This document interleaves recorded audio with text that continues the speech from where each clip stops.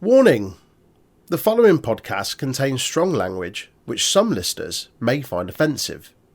If you do, Up yours! That's only if you don't listen to the podcast. Otherwise, not up yours. did you know the Untitled Wrestling Podcast is on all of the social media outlets? Give us a like, follow, share, subscribe, or even a review if you're feeling generous. Facebook and YouTube at Untitled Wrestling Podcast, Twitter, Twitch and Discord at UntitledWresPod. Yeah. Right, next up then, we go Faction of the Year. So as we said, it's I think a bit of a down year for tag teams. I think it's been a very good year for factions in a lot of companies. So it shows all the strength of this list. So we've got Judgment Day, Blackpool Combat Club, Mogul Embassy, Bullet Club Gold, The Bloodline, House of Black, Metaphor, and Damage Control. It's a strong list. What the fuck's Metaphor? No, Noam Dar's faction in NXT. Is that who that is, Ryan? I don't watch NXT. Oh, who put that on there then? I think Aaron has put some on here. Let's have a look. That can go. There we go. We don't have to worry about them anymore. It's fine. No one's here to defend them. That's how courts work. If you don't show up, you don't get defended. Metaphor is Noam Dar, Oro Mensah, formerly what's his name? Oh, NXT UK. Swiss guy. Yeah. Jakara Jackson, a Lash legend. Oro Mensah was Oliver something money. Oliver Carter. Yeah. He is very good. I'm sure He's they're all very lovely, good. but they're not going to win. So Yeah, they're not winning against any of these, to be fair. I could argue for the removal of House of Black. I know that's strong words, but they're good. I don't think they hang with some of these other factions. I think House of Black had a really good start of the year and then fizzled out. But then then, I think more... to bring up your previous argument, I think all the best things they achieved was individually. I don't know, that Trios title run was pretty good. Was it though? I mean, the house rules matches were fun. I enjoyed them a lot. It's so hard to remember. There's been so much wrestling. But Buddy Matthews and Nick Jackson so hard he saw the time knife. That was good. That's my spot of the year. It's just Nick Jackson. That's my spot of the year also. It's so good. Okay, maybe they hang around a little bit longer. We'll talk. Talk. That being said, I also do think there are more deserving. There are three more deserving in my mind. I'm going to say something maybe a little controversial, and this is as someone that, well, I don't watch AEW or WWE massively to have a real measured opinion, but from outside looking in, if you like, I know everyone talks a lot about Mogul Embassy, mainly through Swerve. Choose your next words aside from, Troy. I say this, I've got a fucking Swerve shirt on, so I'm not saying I ain't a fan. All right, I've got a shirt on. Aside from Swerve, who is an excellent wrestler and is having a fantastic year, a dance and his song, what else is Mogul Embassy? Okay, two things. One, Gates of Agony in the World Tag League in New Japan were amazing. Okay. And two, they made me care about Brian Cage. Okay. And also... that wasn't me saying they shouldn't be. I'm asking because they're the only things for me as a neutral fan that I am aware of about them. Yeah. I think Mogul Embassy go up because I think every single part of it has worked. And I think everyone's improved in that role as well this year. Okay. I think like Gates of Agony and Brian Cage have been the most dominant like ROH trios champions I've ever seen. So okay, that's I mean, they must be doing something right for them to make you like Brian Cage, because I've never heard those words come out your mouth before, Ben. Ever. Exactly. Okay, I mean, that's fine. His penis is just too delicious. What can I say? No, thank you. It's still the most cursed thing I've seen on Twitter, and I've seen a lot of cursed shit on Twitter. It is a lawless hellhole. Right. Now it gets really tricky, doesn't it? Because only two out of these, and I think I'm gonna just say it. I think Judgment Day should be in there because they've had a fucking 100% won titles. They've been like in the main event of every Raw that I've seen clips of. Yeah, So. Just consistent. They've elevated the whole point of a faction is to elevate everyone in it while having someone as like the sort of crown jewel of that faction. they've elevated everyone while having Rhea Ripley as like that sort of like crown jewel of the faction. But then also, so is Damian Priest. This is a choice now. So we've got to So we've got to pick one out of BCC, Bullet Club Gold, Bloodline, House of Black, and Damage Control. I think Bloodline should be removed. Okay. I would say they had a good start to the year, but then once they kind of like post Sammy turning and Mania now, I don't even know. They split up half like for the year. Yeah. Once it all went to shit after Mania, and they all I liked it for a time. I don't think it's consistently been good throughout the year to sit within a top 3. Speaking of consistency, have Damage Control been consistent this year? Eels got the title now. They've had a good year, but again, it's more stuff done on their own, isn't it? Than like, well, it's more EO good stuff on her own. To your point, though, has it elevated everyone in Damage Control? I know Dakota Kai spent a lot of it out because she's been injured. Yeah, she's still injured. That's what I mean. But aside from her, has it elevated everyone in there? Has it done what a faction should do? No, it's been more. It's been more a vehicle of like teasing like them either kicking Bailey out or Bailey turning on EO. Yeah, I agree. So okay, are they going? Yeah, I would say so. I think next year will probably be a bit more telling for them. Now we've got like Kyrie and hopefully Dakota Kai is coming back from injury. At the very end of the year, so. Right, so I want to make a. So in my mind, it's between Blackpool Combat Club and Bullet Club Gold. Yeah, I think the key difference is that very slowly Blackpool Combat Club are cooling off a little bit, but Bullet Club Gold are getting hotter. Blackpool Combat Club have had like 3 matches as a unit this year. Whereas Bullet Club Gold, they were the Collision megastars for until Juice got hurt, basically. After Punk basically got himself fired, like they pretty much carried that show on their back. And also, again, extra points for Juice's deranged all-in entrance. Elevated everyone they worked with, including like everyone within the group. Like Jay White feels like a megastar after that feud with MJF. Juice Robinson went from someone who was just there to like must-see TV.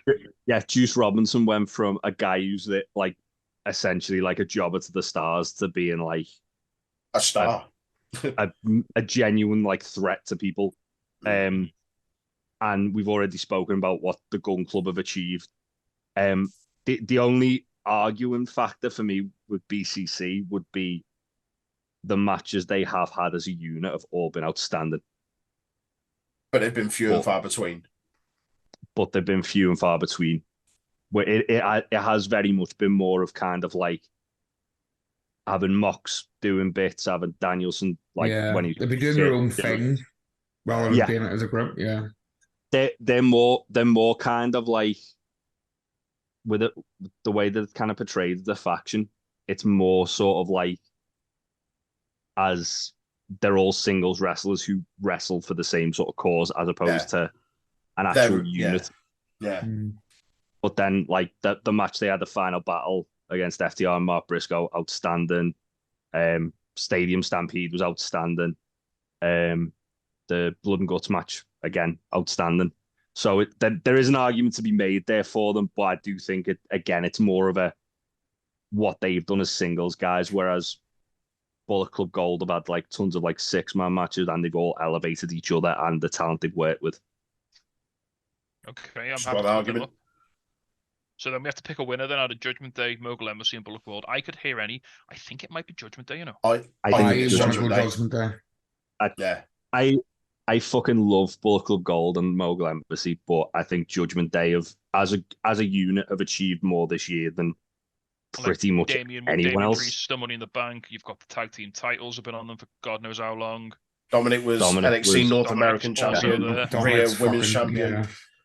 Yeah, I think if our sort of yardstick for judging a faction is how well all of the members have like sort of stepped up at the same time, I think if you look at a back to front group of people who have all had a really good year, I think it's Judgment Day. Yeah. So there we go. Congratulations. And they've added our truth now. So congratulations. And they've added our truth. Judgment Day Faction of the Year runners up, also Mogul Embassy and Bullet Club Gold. So yeah, very well done. This one's going to involve a bit of cross referencing. Show of the year. We've got a lot here, so we're going to try and knock some out real quick.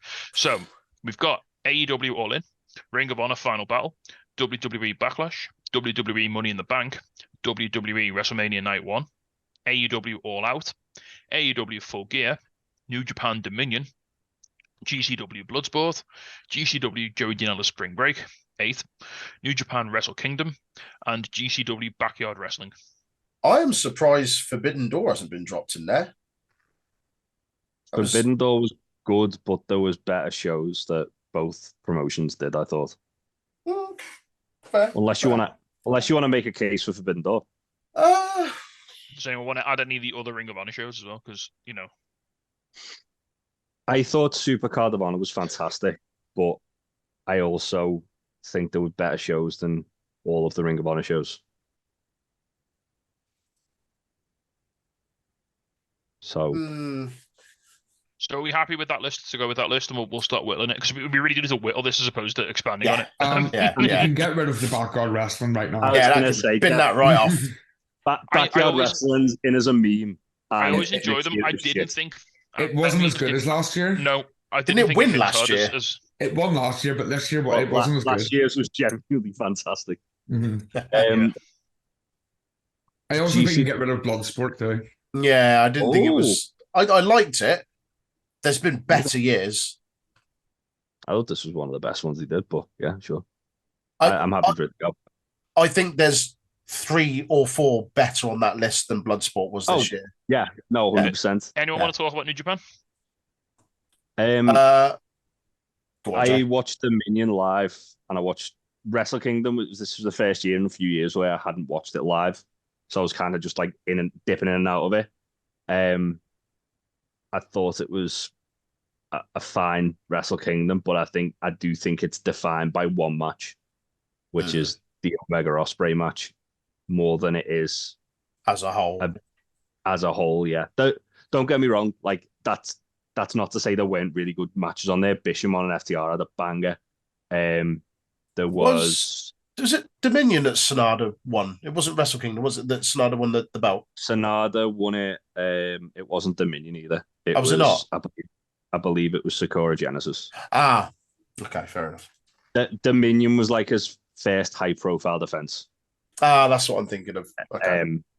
I mean, can we really put Wrestle Kingdom up there when that show had Tama Tonga versus Carl Anderson? No, get it off. That removes it alone. How dare you? Salboy's the worst. Salboy is the worst. I'm just trying to remind myself of the full card for Dominion because I just remember I watched it live and thought it was fucking incredible. In fact, that was either the week before or the week after Double or Nothing. I remember this being much better.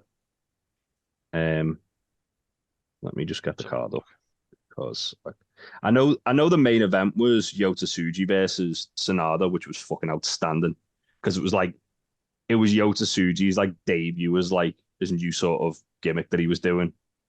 It was Will Ospreay beat Lance Archer, LIJ beat 5 guys, Cash 22 defeated Kevin Knight and Kushida to win the IWGP Junior Heavyweight Tag Team titles. Zack Sabre Jr. defeated Jeff Cobb. Bishamon defeated United Empire and House of Torture. David Finlay beat El Fantasmo. Hiromu Tanahashi beat Master Wato. Chaos defeated the Blackpool Combat Club and Shota. And Sonata defeated Yota Tsuji. Yeah, so that Chaos and BCC match was an absolute banger. Zack Sabre Jr. and Jeff Cobb was tremendous as well, as was Hiromu and Master Wato, even though they didn't pull the trigger on Master Wato, despite him fucking winning Best of the Super Juniors at the cost of Speedball Mike Bailey. Yeah, it was a really good card. It was really overall, it was a really good show. David Finlay and Phantasmo was really good as well. It was a bit more of like a storytelling show than anything else for New Japan, which was weird because obviously New Japan's more about just the actual wrestling. But yeah, also as I feel like I'm the only person who's seen this. I'm happy for it to not make it, because obviously it very much would feel like I'm just kind of going to bat for a show that I really enjoyed that no one else has seen. I don't know. You went to bat for the Gun Club. And we saw how that worked out. Yeah. I'm happy. I'm happy for it to stay for now. I really am. I'm not in a. This is no witch hunt. I'm not here to kick it out. Nah, because I knew for a fact with the Gun Club that Tasty would have come round to my point of view with that one, and also I feel like I convinced you as well there, Troy and Ryan. Yeah. Because it says more about the year in tag teams than it does about anything else. But also, Gun Club is very good at the moment. True. No, I think those shows I enjoyed them more anyway. So again, if I'm happy for it to go. Same with Spring Break. Like, that was a good show, but it wasn't the best Spring Break. I would agree with that. I feel like so just looking at the card here, I feel like the main event probably props it up a little bit. That, and also Motor City Machine Guns versus East West Express was on this as well, wasn't it? Which was absolute banger. Speedball Vikingo. We're talking ourselves back into this now, because Speedball versus Vikingo. But Speedball versus Vikingo could have been so much better if the crowd weren't fucking assholes. Sorry, Ryan. I wasn't over at that part of the crowd though. I was over somewhere else. you know exactly what I mean. Yeah. Ryan, you were there. Are you happy to cut Spring Break? Yeah. I'll give you final cut on this one. And it's again, does a six match card hang on this list? It depends. I don't know. If it, matches five or so years ago, a 6-match NXT takeover could have hung on this list. Yeah, but we're in the Con Kane era now, so yeah, I know. For me, it was the best CCW show of that weekend. Yeah. I mean, I have a soft spot for Well Done Lucha. World on Lucha. World on Lucha was probably my show. I didn't get to see that though because the traffic. Yes. Well Done Lucha just for Gringo Loco trying to throw a breeze block at Psycho Clown with his child. That was insanity. It was so good. We'll talk about Gringo in a bit. Don't you worry. You say Dominion off there as well. I'm happy for the hand for now, but if Jay wants it off, then Jay can have it off. I think there was 3 shows I enjoyed more looking at that list still. Okay. So I'm happy for it to go off. So we're already down to pretty much Khan v Khan at this point. Yeah. I want to talk a bit about All Out. Now, this pains me. This is the sacrifice I'm going to make for this award ceremony. Despite having possibly my favorite match of the year on it, I think it was a bit of a thrown together show. It turned out really good, but I think in the grand scheme, it doesn't hang. This is a week after All In, wasn't it? Yeah. I'm with you, Tasty. It felt thrown together because they'd only announced like 2 matches prior to All In for the show. But at the same time, I feel like it was so good that it really redeemed the fact that it was thrown together. But looking back through the list, Brian Dines and Ricky Starks was very good. Takeshita versus Kenny was great. And obviously the main event was one of my favorite matches of the year. I loved it. This match, the whole, just thinking about that match makes me feel emotional. But I don't think as a collective whole, it hangs with some of the other shows on the list. If any AEW needs to get cut out, I think it's this one. Okay. I can get behind that. All right. Should we talk about All In then? In that case, let's talk WWE because we got 3, and I think we can probably prune one of them, can't we? Well, Ryan was at one of them, and Troy was at one of them. Let's talk about Backsack and Crack. What was going on with that? Backsack and Crack. That was in Puerto Rico, wasn't it? Yeah, that was a good show. The crowd were napalm for it. Like, it was a the good show atmosphere was something else. Yeah. You look at the actual matches; some of them weren't great. But remind myself of what was on there. It was Bianca versus Io, which was amazing. Bianca versus Io was really good. It was main event by Brock v Cody. Do we really want that on the list? It wasn't a terrible match, was it? From what I remember. That's the one where Cody did the walk where he'd shit himself. What did we have on there? So we had Belair and Io Sky. Really good. Was outstanding. Rollins versus Omos. Yeah, don't worry about that. Omos went 10 minutes Oh with my Seth God. Rollins. I forgot that even happened. Right. Theory, Lashley, and Bronson for the United States Championship. Rhea versus Zelina. Really good. Short, but good. Crowd were fucking awesome. Like, Zelina's entrance was wonderful. Bad Bunny, Damian Priest was fantastic That was fun. better than it had any right to be. Yeah. That was really good. And Savio Vega come out. Yeah, man. Yeah. And Carlito. And Carlito, yeah. Then you had what? The Bloodline against Riddle, Kevin Owens, and Sami Zayn. Don't even remember that. And then Cody versus Lesnar. Yeah, do you know what? Get it off the list. There's about two really good matches on there, but there's as a full two card, really good matches. The rest of the cards just a bit. Meh. Yeah, It just doesn't the quite crowd. The crowd made that show. Sorry, It lads, really did. you booked Omos, you killed it. I was gonna say the second that you're trying to like tell me that an Omos match is good, I'm calling you a liar. What do we feel about Money in the Bank? Excuse me. I thought it was fine. I was there for it. It was decent. The men's Money in the Bank match was good from what I remember. I really enjoyed that. Women's tag team championship match, meh. Gunther and Riddle, meh. Cody and Dominic, meh. Women's Money in the Bank match, one of the best ones in recent years, I think. Seth and Finn was decent. And then the Usos against the Bloodline, really, really good. So we've got two good Money in the Banks, some decent singles matches, and a 32-minute Bloodline match at the end. Is that show of the year? It's not the show of the year. Is it top three? Did anything come from that Bloodline match? That Civil War? I mean, Jay Tribal... pinned Roman. Jay was the first person to pin Roman since like 2019 in that match. Did it mean anything? Yeah, because main event, Jey Uso. Aye. it got us to that match where at SummerSlam where no one was allowed to interfere, and then everyone interfered. The finish was everyone fucking interfering.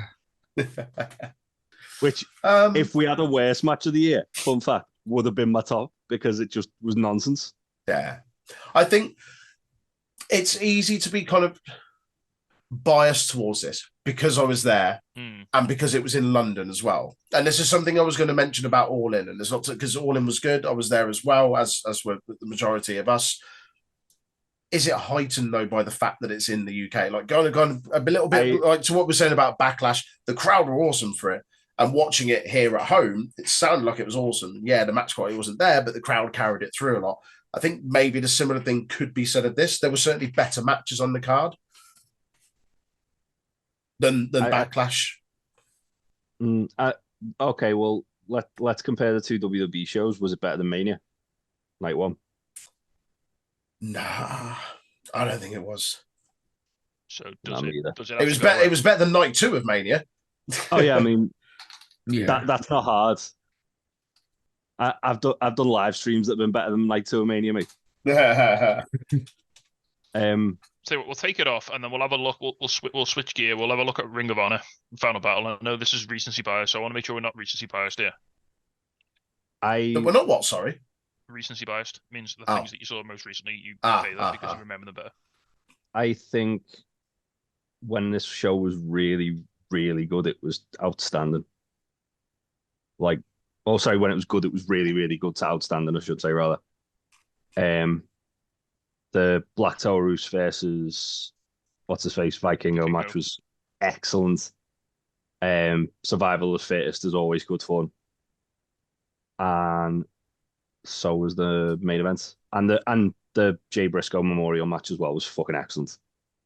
Yeah, also Keith Lee hit did a Canadian Destroyer with Shane Taylor. Yeah, Keith Lee and Shane Taylor was like a sleeper hit of the night. That was fucking banging. I went into there's so much I liked here, but this is like the equivalent of going to a buffet, taking literally everything, and then saying my favorite food is on this plate, but this plate contains all of the food. So my main criticism of this show, which was when we reviewed it, was I said this as well. was there were a couple of matches on there that just felt like they were there to just fill up the card. Those meaning being Nyla Rose's 2-minute 40 match against Vert Vixen and Eddie Kingston's 5-minute 45 match against Anthony Henry. Absolutely. I think like Eddie and Anthony Henry was fun. Nyla's was literally just a squash match, so it wasn't really anything to report on that. But I did think like they didn't really need to be on the card, and it hurt my overall rating when we were talking about it on the podcast. But as I say, when this was good, it was fucking outstanding. Do you know one thing I've noticed that didn't make this list, and I'd have probably chosen it over Backlash and Money in the Bank? Elimination Chamber. I'd have probably said that was better than those two. Like everything on that card, bar Lashley and Lesnar, was a decent match. Some better than decent. Like obviously Roman and Sammy was fucking superb. The men's chamber match was really good, as was the women's. Even the mixed tag match, Edge and Beth against Finn and Rhea, was probably better than a lot of people thought it would be. I know we're not adding any more to the list. I'm just surprised that, and my fault as well, I didn't put it on, but looking at it now, that didn't actually make it in there over a couple that have been taken out. I'd genuinely forgotten everything except for Roman and Sammy, if I'm being honest. Fair enough. It's not to say they were bad. It's just No. I think a lot of the times when there's like a match like that and then the rest of the show's just like decent, it does overshadow everything else that's on the card. Yeah, that's fair. All right, back to the list then. Can we switch track? Can I put one forward? We're down to 4. Yeah. So can we start putting shows up? Can I nominate Full Gear to go up? Oh, you've got a fucking big argument to make with me, mate. I mean, my argument is everything but the main event.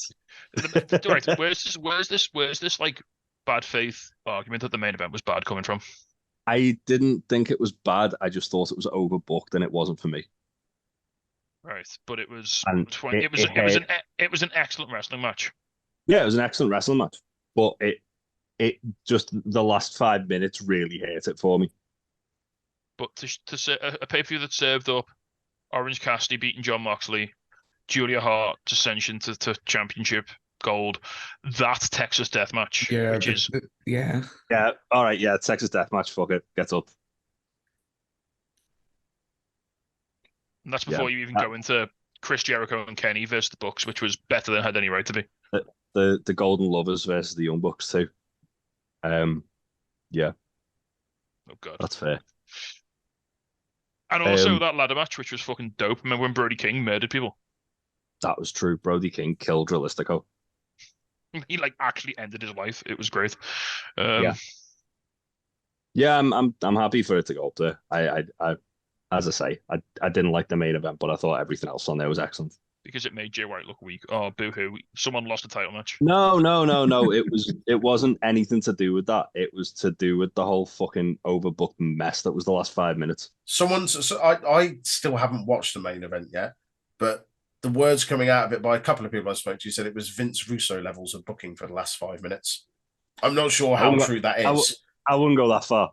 Okay. No, Vince Russo levels of booking is when Finn Balor's turnbuckle explodes and he falls off it. Like, that's Vince Russo levels of booking. Yeah.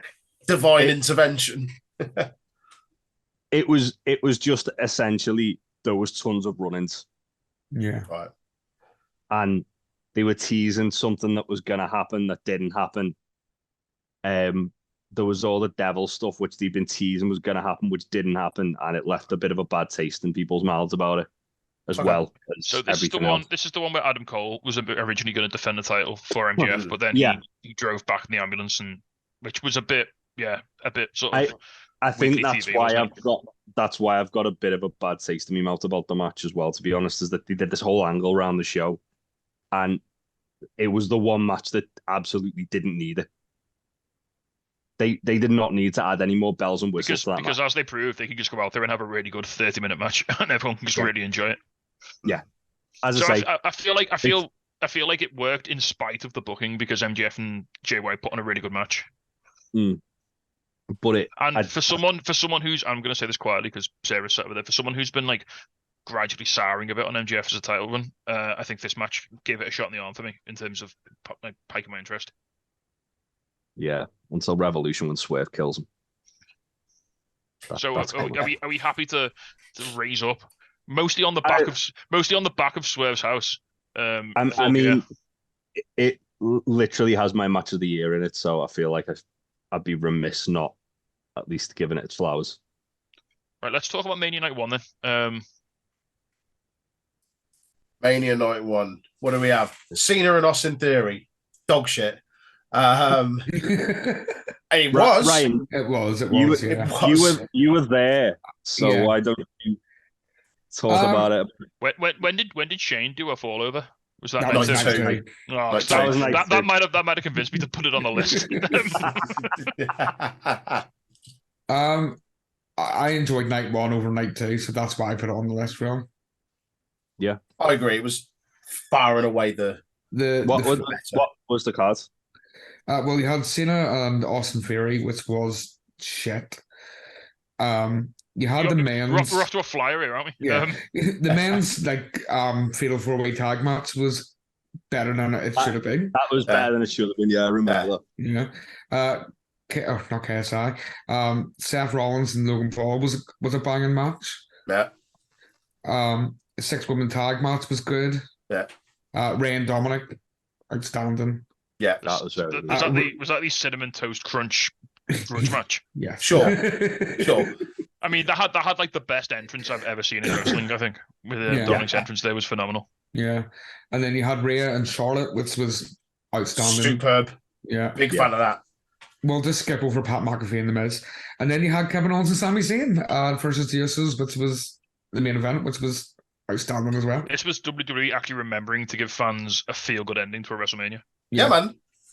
As opposed to just Roman wins lol, which has been for like the last sort of. Don't worry about it. But spoilers, night 2. Night 2. Not talking about night 2. Roman finishes the story for Cody by beating the piss out of him. We say that. Night 2 did have Gunther, Sheamus, and Drew, which was arguably match of the weekend. Yeah, that's the only reason I put night 2 on that list, but the rest of it wasn't great. I was going to say the rest of the show was shit. Well, Roman and Cody wasn't a bad match. It was just maybe the wrong result, but it wasn't a bad match. Yeah, I got up 10 minutes before it ended so I can try and beat traffic. It did have Edge against Finn as well, Hell in a Cell. Which that was okay. There was until Finn got his head gashed open and it kind of lost the momentum. Yeah, once that happened, I just lost interest. Right. I mean, I've not really seen all of WrestleMania Night 1. I saw bits. I still haven't seen the main event, to my shame. But people have talked about it like it was a absolute Stone Cold classic. It is a very good match. I'd go as far as saying it was one of the best tag matches of the year, and there's been some very good tag matches this year. So does WrestleMania Night 1 go up? I think it might. I want it to. I think it does. Yes. I think it does. Kevin Owens had Super Dragon on his gear, so that should give it. I mean, that's all I need to hear. Up we go. So then we're picking between Final Battle and All In. Now this is interesting. This is 2. Yeah, should we address the elephant in the room? Then we have to talk about All In. Yeah. I rewatched this show twice since the actual event, and is that because you fell asleep the first time? Don't worry about it. And I think this more than held up its end of the bargain, as far as like still being a good show upon a rewatch. And the fact that I've gone back to it twice, which I don't really do with wrestling shows that often, given the fact that we're watching them all the fucking time. Now, Troy said, as Troy said earlier, we have to be careful because 3 of us are at the show, and that always does colour your opinion a little bit because you've got the vibes and you've got the memories and the occasion, and we met up with all the Damn Vince guys and the Sweet Chuma guys, and it was this huge it was the show. It's almost more than a wrestling show. It was a celebration of wrestling in the UK, wasn't it? Yeah. And it's very. It's not really fair for us to sort of try and factor that in because we can't apply that to say Final Battle or except for Ryan WrestleMania Night 1. But but even having said that, just revisiting the card, I think this is a slam dunk. Yeah. I think you look at the pre-show, Cole and MJF versus Aussie Open was fantastic. We had Real Glass. We got to see CM Punk's like AEW career end in real time, which was just looking back was fucking wild. CM Punk's last AEW match against Samoa Joe as well, which is like for like wrestling nerds, that's like against what turned out to be a furious Samoa Joe because he thought he was going to lose his stadium match. Yeah, which was just Samoa Joe trying to fucking kill CM Punk, which was great. Always fun. Young Bucks FTR was a banger, as again they always tend to be. Yeah. Stadium Stampede was silly fun. Stadium Stampede was silly bollocks, but fantastic. Acclaimed and House of Black was fine. I loved that because it was just at the right time when it was starting to go dark, and it was just the perfect like sort of ambience for the House of Black entrance, which was great. He did the Bray Wyatt tribute as well with the lantern, the lantern and the fireflies. It was the coffin match, which unbeknownst to us was the beginning of the rise of Swerve. I think. Yeah, man. And also Christian Cage against Fathers. Yeah. Yeah, I mean the 6-man match was great. I loved I loved the main event. I thought it was absolutely perfect the way they did it. I thought it was fucking the great. callback to the time limit draw when Cole wanted it to carry on and MJF wouldn't let it go, and the sort of the storyline they told throughout the match. And then afterwards when like it was really quite emotional when MJF was like trying to give Cole his Ring of Honor World Tag Team title, and he was like throwing it away because he was so like disgusted that he'd lost. So this main event for me is kind of like the perfect marrying of like what AEW is desperately trying to be, which they want to appeal to like WWE fans who love like the whole stories that you can tell in the ring, but they also want to appeal to the New Japan fans who just love good fucking wrestling, and they managed to like marry that together perfectly in this match. Yeah. It told a phenomenal story. As we kind of touched on with MJF, I think like he's kind of jumped the shark a little bit with stuff with that because he's done it. He's done 2 really good ones with the Danielson match and this Adam Cole match, and then it's like he's trying to capture that lightning in the bottle every time he has like a world title defense now with that same sort of thing. I think this was like the perfect like representation of what MJF's trying to do. Yeah, so I think this goes in. I think this. I mean, with respect to Final Battle, I don't think this show just flowed better. There was like I remember being like obviously again I remember being in the arena live, and it's kind of a shitter that that sort of sticks out. But like just thinking, when the fuck am I going to go to the toilet? Because like this card is jacked. Like Yeah. And we got Jeff Jarrett and Grado in the pre-show as well. Who cares about Jeff Jarrett? Yeah. Whoa there. Jeff Jarrett. Listen up, slap nuts. My friend Jeff Jarrett. Bit of guitar from the boy. What a guy. Jeff Jarrett got fucked up by your other friend, Tor Paul. Aye. All Bezzies there. And Grado. Best mates. They're all good. Then they probably all went for pie and mash afterwards. Yeah. So yeah, I think this goes up, and I would make a case to say I think this wins as well. I do. I 100% agree with you. Are you saying that because you were there, though? No, I just think it's the most consistent card. I think it's a consistently better card than Mania. I would agree with that, though. Yeah, I would agree it's better than Mania.